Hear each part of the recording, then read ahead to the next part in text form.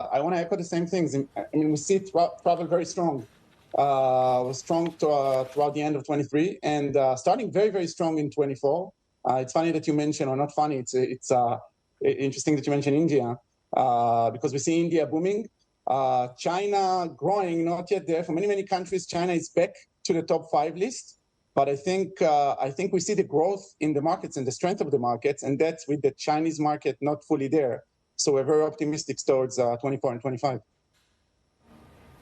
You know, Maldives showing Chinese travelers increasing threefold by January. Are you seeing that to other countries, specifically Thailand? I know you're there in Bangkok. Thailand having a bit of trouble attracting Chinese travelers right now. What are you seeing in other parts of Asia?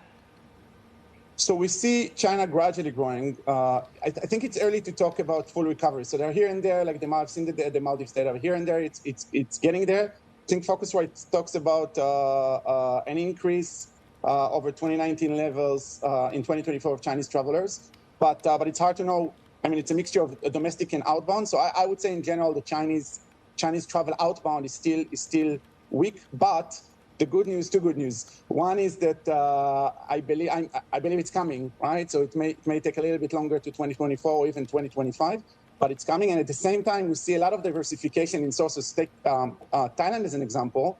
Then tourists from Malaysia, from Korea, from Japan are covering for this Chinese traffic that is missing. So I think those countries are enjoying a lot of good travelers.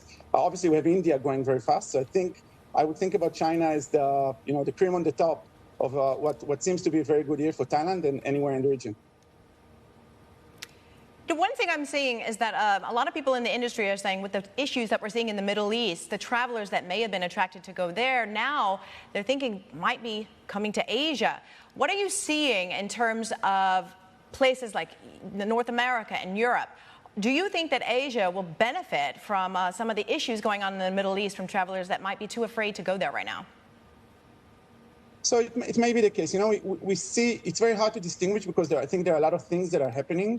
One of them, I take India as an example. Indians go a lot to the Middle East and also to Europe, but recently more and more to Southeast Asia. We definitely see this trend growing with the turmoil in the Middle East. But another thing that I think is playing a big role in that is the visa ease, or that every time there is a visa change in the requirements, and particularly in places like Thailand and Malaysia, it was recently for India and China. What we see is a huge burst of travel. We see searches in places like Malaysia. We've seen searches over December. I think they made a change in the visa requirements in December 1st. We saw 4x increase in the searches over 1 month. And I'm adamant that these are generating incremental travel. I'll give you an example, thing that we see a lot. We're looking at the data just today around event tourism. You know, there was just a Coldplay concert in Bangkok over the last two days with 120,000 people coming over. We've seen, we look at what are the top check-in dates for, say, Indians and Chinese coming to Bangkok over the last 2 months. And it won't surprise you that the top were the last 2 days of the concert. So I think once the visa restrictions go down, it becomes much easier for people to travel. And there you see this burst. So to your question, I definitely see an opportunity. I don't know how to distinguish between the turmoil in the Middle East and other things that are happening, like visas getting easier. Omri, I want to ask you about prices. In terms of hotels, we just saw that Maldives seeing fewer Russians, and we're looking at potentially because of rising prices there driving some people away. A lot of the hotels that I'm talking to are saying, look, we're just simply keeping up with inflation. But in terms of what I'm seeing when I do searches, these rates quite a bit higher than that. What is going on with hotel rates? Will these go down? Or is it simply a matter of if travelers are willing to pay it, hotels will charge it?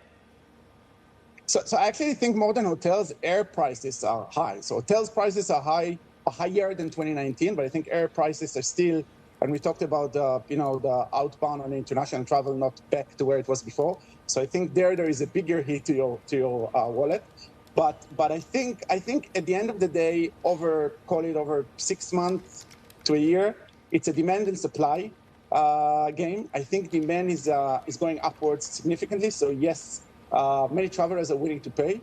Some of it is inflation, maybe the majority of it. But I think what typically happens as more flight routes open up, and I think you see a lot of hotels being built by global chains and others. I think you'll see it normalizing. It's hard to fight inflation, but I'm actually optimistic. I'll tell you another thing. The good rates are out there. I think I've seen an article by CNBC lately stating how you can find amazing prices on Agoda in Asia and in other regions as well. It's very, very hard to find those prices for the consumer, but some people, that's their day job.